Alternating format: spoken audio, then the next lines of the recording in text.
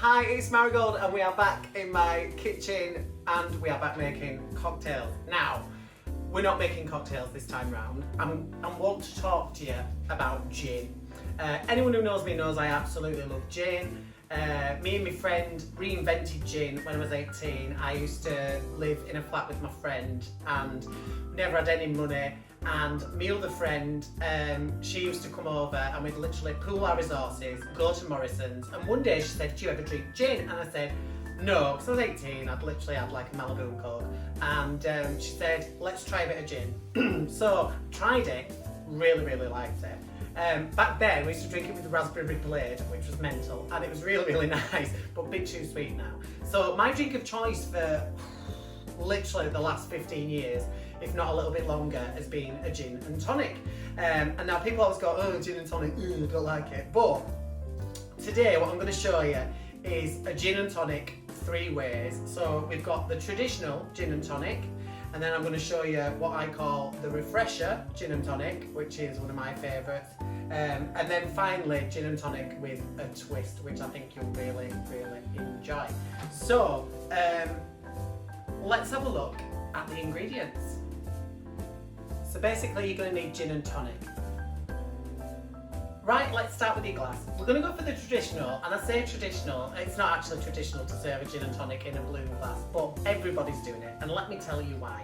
It's because they fill it so full of ice that you look like you're getting a massive drink, but you're actually getting naff all, and it's costing you a fortune. So if that's the way you want to play it, let's play it. Now, we've got 2 types of ice. I nearly said something else then.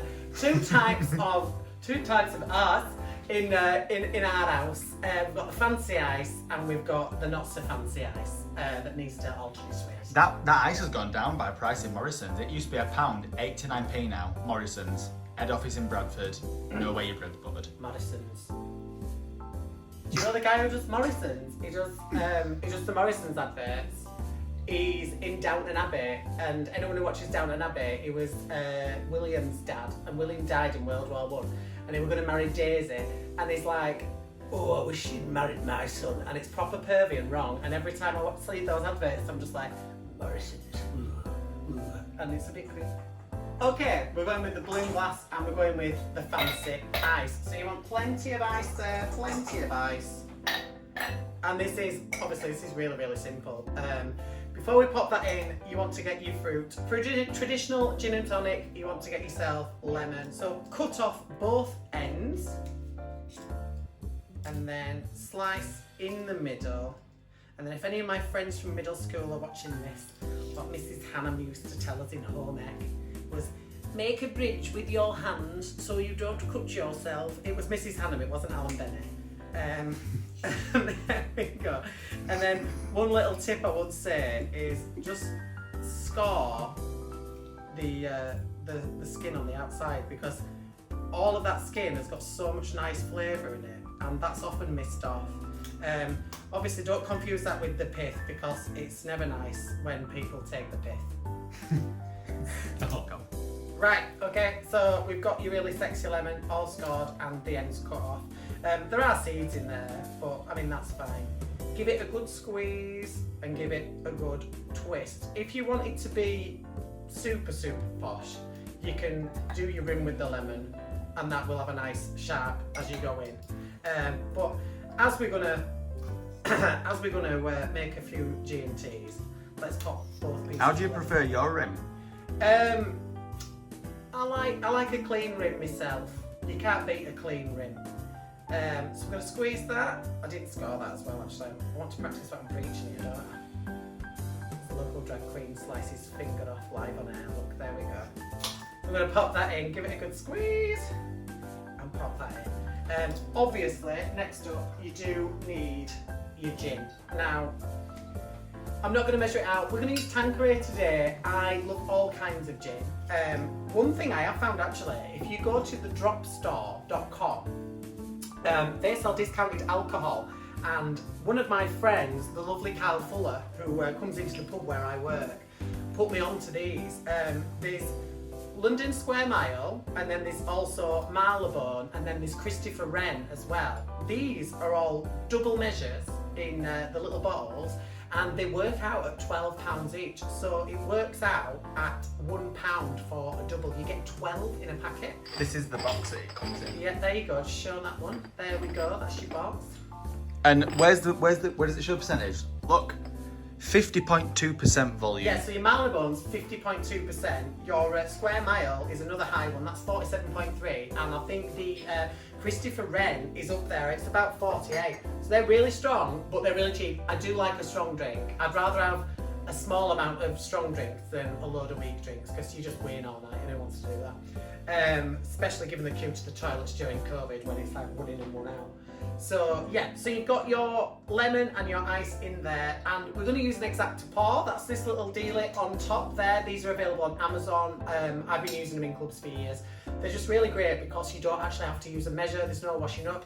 The only thing is you've got to be a bit savvy with your technique. You need to hold it at a 45-degree angle, and then once that's done your double measure, it will automatically stop. There we go. How does it work? It has a little P inside, a little ball bearing, and then that is timed. That goes down and it pours a perfect 50ml measure. They're available in 25ml as well, this one there. So the 25s are blue and the 50s are clear, and they're really, really good. They're good if you don't want to fart about with measures and things like that. And also, if, you know, we all get a bit trigger happy when we're watching the telly or, you know, chatting with friends.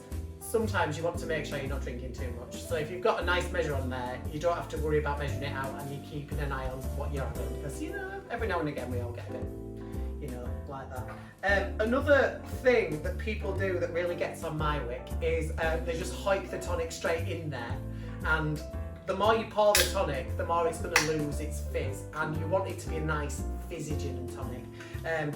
Especially in these big glasses where you're being conned in the pub. You're getting your tonic and it's being watered down straight away. Literally, the heat from your hands is going to start melting that. Honestly, a nice gin and tonic in a nice small glass is the way forward, honestly. Might cost you a little bit more now, you know, pubs were closed for 7 months, so it's actually £58 for a gin and tonic in my local. Right, another thing I didn't have that I went looking around for today is a muddler. Not Thierry muddler, just a muddler, and you can just use a long spoon. So the secret to stopping the tonic going all flat, put it on the back of the spoon, and it will just go gently into the drink without losing too much of its fizz. This is also a trick my mum taught me when you want to pour soup in a bowl without it splashing everywhere. So if you're having a bit of a come down with me moment when all these horrible restrictions are done, you use the back of the spoon. And there we go. We're using Schweppes tonic because we're on the YouTube, so we're a bit fancy today, but you know, normally it'd be like 19p as the smart price tonic that some tramps farted in. But you know, we're using individual cans. So yeah, really, really simple, really, really nice. I don't have to tell you how it tastes because you know it tastes good, but I'm going to taste it anyway.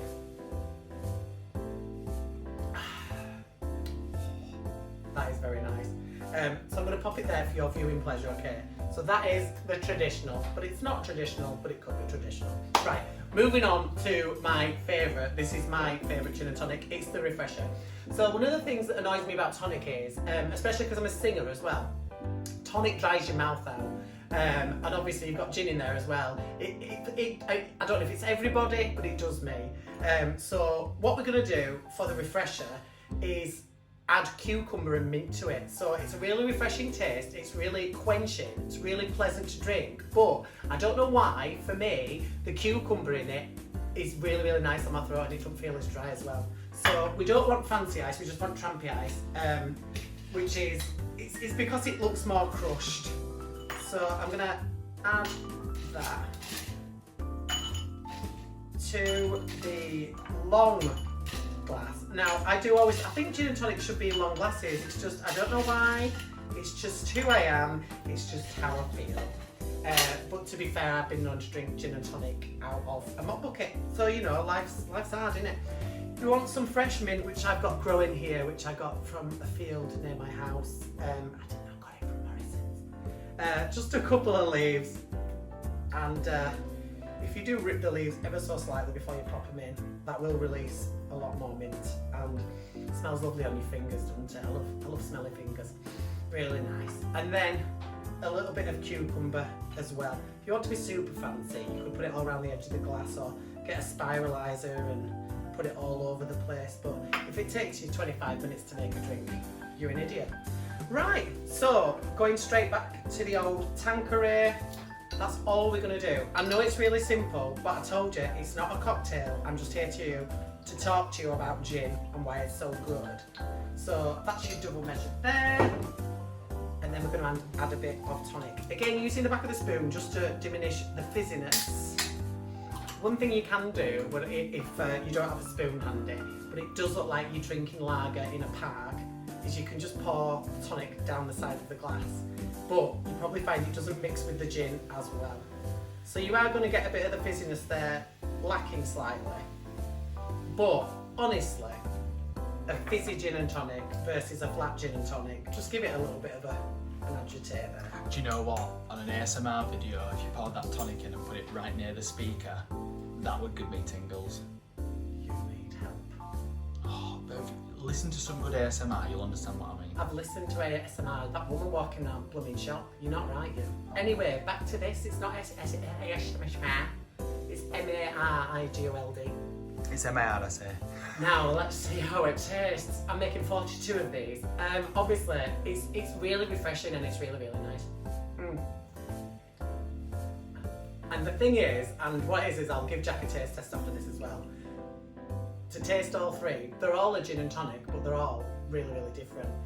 So that's your cucumber and mint, that's the refresher. And then finally we're going to move on to the gin and tonic with a twist. But first, an apology. We looked all over for some Saint-Germain today. And during lockdown, we went to Morrison's and all the Saint-Germain was reduced and we don't know why. And there's no Saint-Germain in Morrison's, there's no Saint-Germain in Tesco's. Apparently Sainsbury's have it, but Sainsbury's is 500 miles away and it's far too posh. I'll burst into flames for going Sainsbury's. So we can't find any Saint-Germain. But on the subject of not being too boozy, like I said earlier, what we're going to opt for is elderflower cordial. Now, this is Brickfleder, which is available from IKEA. And you can also use that posh, elderflower pressé. The people who do that, who are that, Jack? Who do they do? Oh, there's two types. It's that fancy bottle, isn't there? That looks like apple cider. You know it comes in the green bottle that looks like apple cider, but it's not apple cider. Anyway, this is a really nice elderflower cordial. It's not double concentrated or anything like that. It's a really nice flavour.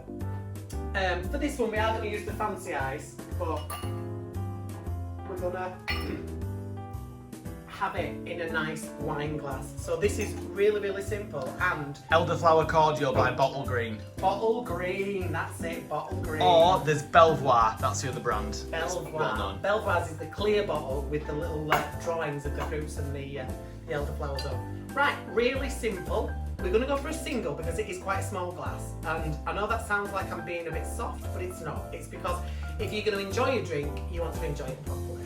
If you want to drink bleach, stay at home, sit by the sink, open the door, go at the domestos all you like. But this, you want it to be a proper drink that you're really going to enjoy. So this is the twist, it's the elderflower cordial. So if it's just single concentrate like this is, you want to put a reasonable glug in, but the tonic is going to carry it quite well and it won't overpower the flavour. So if you are going to go for measurements, I'd say put a shot, about a shot of the cordial in there, add it to your gin, and it's all, I wish you could see this, but it's all emulsifying now and it's all swirling into the gin and it looks pretty cool. It's like a sort of lava lamp. I like it. Do you know I used to beg my parents for a lava lamp and they never bought one. If you're watching, Janet, cheers. You know what? I actually got one. Guess what I did with it? You broke it? I actually broke it, yeah. Anyone who knows Jack is like the clumsiest man you're ever going to meet. Again, we're going with the Schweppes tonic because we're posh. And like I say, back of the spoon, because it just stops the fizziness and it just slows it down ever so slightly. I thought you were taking the mick when you were saying on like the back of a spoon, but there's much less sound when it's on the back of a spoon than when you poured it in that tall glass. Exactly, honestly, it does work, and it is something, I mean, I know some people go to university, some people go to college, some people do master's degrees. I get everything I learn about the world from This Morning with Philip and Holly. and a guy was on there making cocktails, and he said, you know, if you pour it, ideally with a muddler, you've got the twist down so you can, and it's a muddler is basically a spoon with a flat edge on the other side that you can put on top of the cocktail. It's really good when you do fancy cocktails, if you do like a tequila sunrise, and it'll get all the grenadine to sit on top. But yeah, as the back of a spoon will do, if it's a nice long spoon as well. And it just stops it going absolutely everywhere and maintains the fizz. And then to garnish, because it's got elderflower in it, it's quite earthy and quite sweet, so go with something really earthy and just add a little bit of rosemary. And I'll tell you what, we're going to go for one more posh ice cube just to give that a really nice finish. The nice thing about this is it's like a gin and tonic, but the sweetness, again, a bit like the cucumber, being the totally opposite, takes away from the harshness of the tonic. And let's have a little taste. That is absolutely beautiful. So just so you know, I know we talked about different brands. You can get it from IKEA, and it's a lovely big bottle as well for a few pounds. Really, really worth it. So to summarise, we've had our gin and tonic with a twist, which is the elderflower one. We've had the refresher, which is the mint and cucumber. And we've had the traditional, which isn't really a traditional, which is just your straight gin and tonic with a lovely twist of lemon. Don't forget tips as well. Score the skin on the lemon and it'll release all that lovely flavour. I absolutely love gin, like to the point of obsession. So give it a try. Let me know in the comments if you've had a go. Let me know what your favourite drink is in the comments. Don't forget, if there's something you want me to try, I'm really, really eager to give it a go. I'm talking about cocktails, you understand. But yeah, give them a try, let me know. And if you're new here, please click subscribe and also click on the bell notification so you can find out when I'm next in my kitchen drinking copious amounts of fabulous, fabulous gin or other booze. Hi everyone, thank you so much for watching my video. Don't forget to tell me in the comments what you'd like me to make for you next. Of course, if you want to see a little bit more, please click subscribe. Cheers! Put this down now. No?